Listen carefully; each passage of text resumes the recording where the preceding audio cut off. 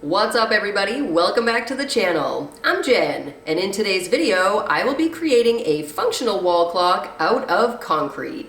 Yup, you heard that right. I'll be pouring concrete and turning the blank into a wall clock. So don't wait, just hit that thumbs up button and let us know that you also like crazy stuff just like this. And if you do like weird DIY projects, DIY home improvement, and even clean with me videos, then please consider subscribing to the channel because that's what we do over here and would love to have you join our fun time party. Then if you want notifications for all our new videos, just choose all in the bell menu. And for sneak peeks and behind the scenes of all of our DIY projects, just pop on over to Instagram and give us a follow. We are at Valley Buzzsaw. Now, with all that stuff out of the way, let's get out into the garage and create a functional wall clock out of concrete.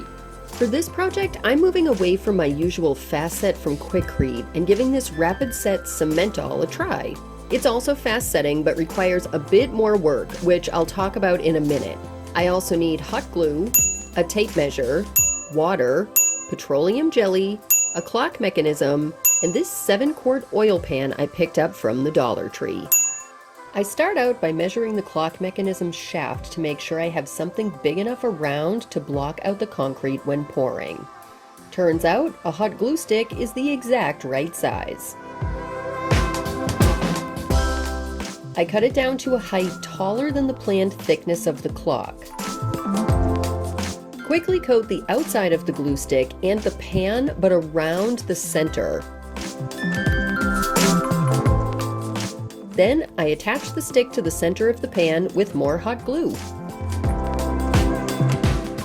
I got everything opened and set up on my new workstation out in the garage. I also have a video of me and Matt installing this workstation, which I'll link to in the description and at the end of this video if you'd like to check that out. I'm using the recommended ratio of 4:1 concrete to water, but not trying to be too perfect with measurements. I found that cement sets pretty much no matter what, and for a small DIY like this, an approximate should work just fine.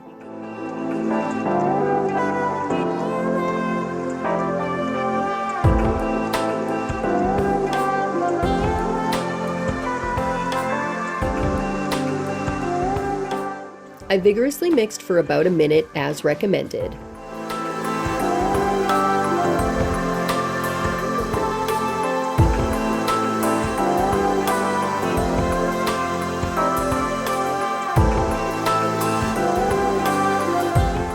Then I plopped the material into the pan. It was starting to really thicken up fast.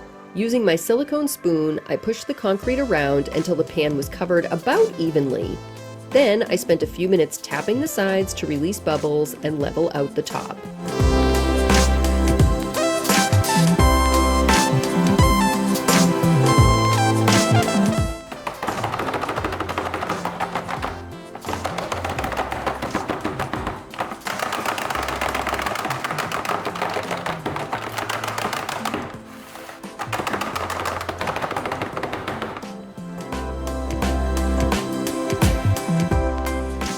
While that sat to cure, I washed everything inside a bag, inside a bucket.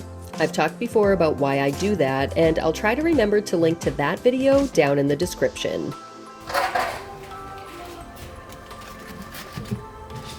And now we wait 24 hours. Even though it was getting hot in the garage, this particular mix requires the top to stay somewhat damp for the first hour after pouring. So I kept at it with a spray bottle. But that got tiring awful quick, so off camera, I wet some towels and placed them on top. Okay, I completely lied. I am demolding this thing today. It's been about 4 or 5 hours and I'm just way too curious to wait. And it's pretty solid at this point. I think it's probably gonna be fine. Let's try to do this. Ooh. Not hopefully, it did. All right, we're gonna put that down. Ooh, it even just popped it already popped the glue out. So let's just pull that out of there. That came out pretty easy. I mean, there's a ton of bubble holes in this thing. But, you know, overall, I'm not actually mad at it. Oh my god, it's super heavy. Oh jeez. This thing is so heavy.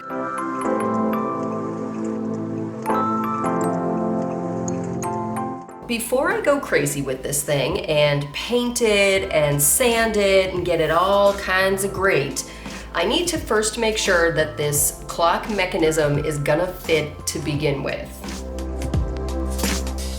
Fingers crossed, I gave it a try, and by some miracle of chance or fate, it was right on the money. Unfortunately though, the concrete turned out just a teeny bit too thick for all the hands, washers, and other hardware to attach properly. So I had to think fast. And I am just gonna flip this over and we're gonna attempt to do a little bit of chiseling. I pulled out some tools and got started. First, I used the clock hardware washer to pencil mark an approximate line where I needed to chisel out the material.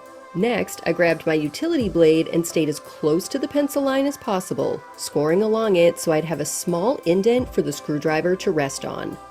Then I used the hammer and the screwdriver as a chisel and knocked out some chunks of concrete. I used the screwdriver mainly because I thought Matt had a small chisel, but I couldn't find it in the garage. Luckily, we're doing a huge garage makeover starting later this month, and we hope to see you here for that series.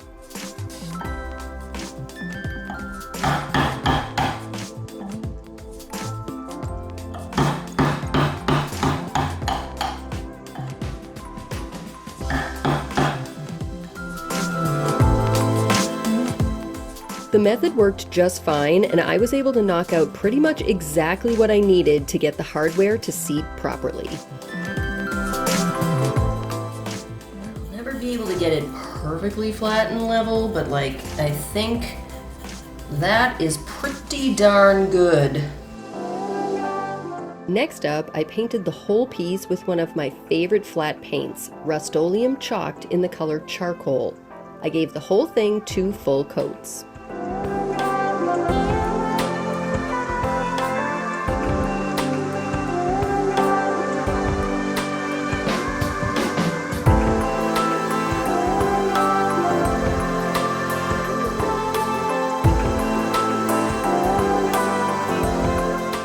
I also used this Rustoleum in Gold Rush Metallic to give new life to the clock hands. I pulled some gold stickers from my stash and did my best to attach them where the numbers should be on the clock.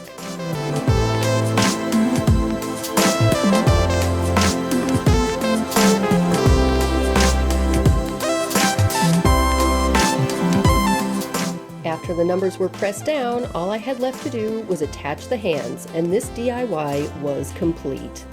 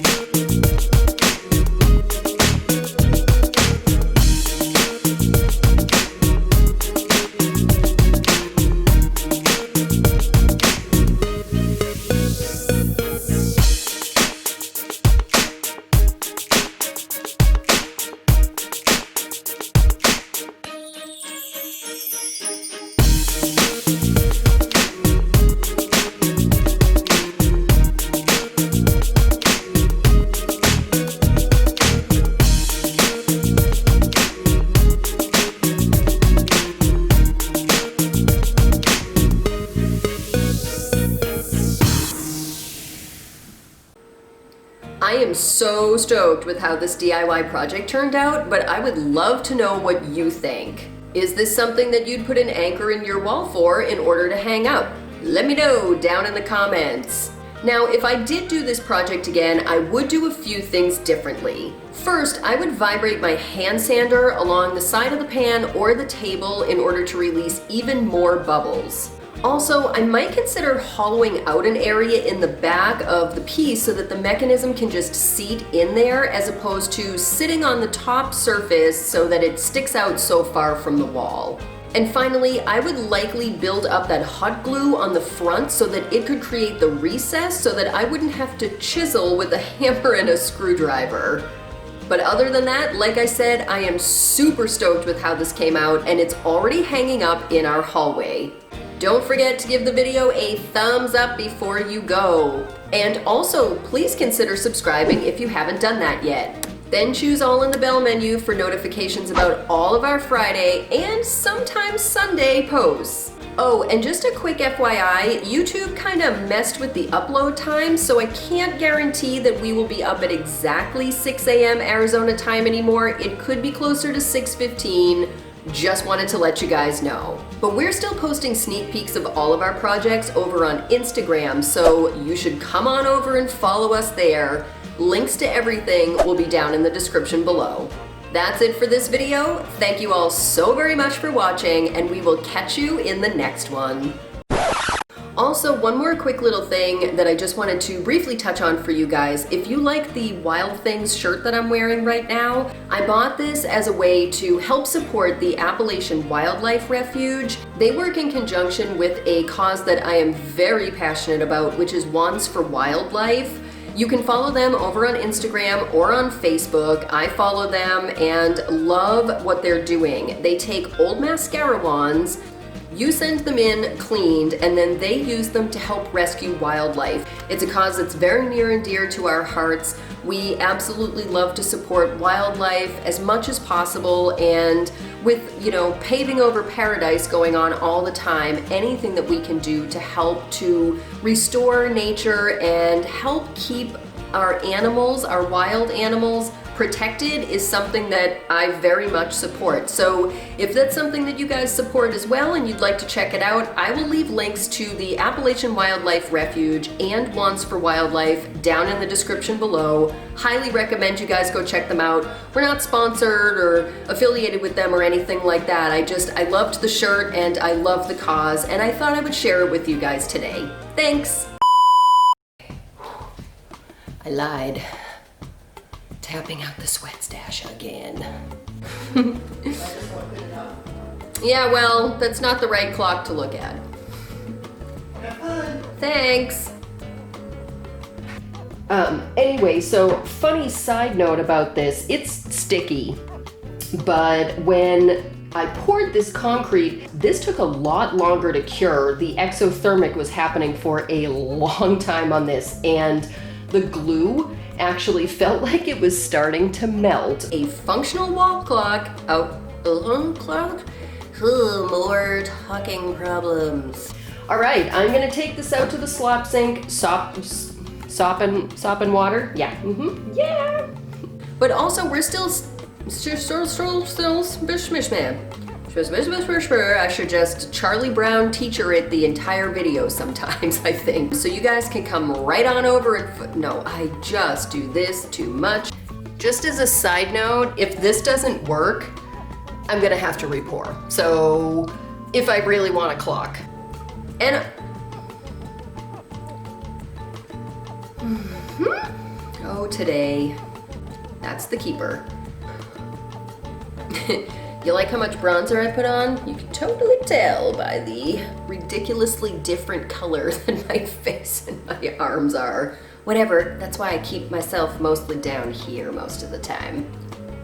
It's been hanging up in our hallway now for about 24 hours, and every single time I pass the clock, I've come out to let Matt know exactly what time it is. I think he's going a little crazy, but then again, he did it to me this morning, so here we are.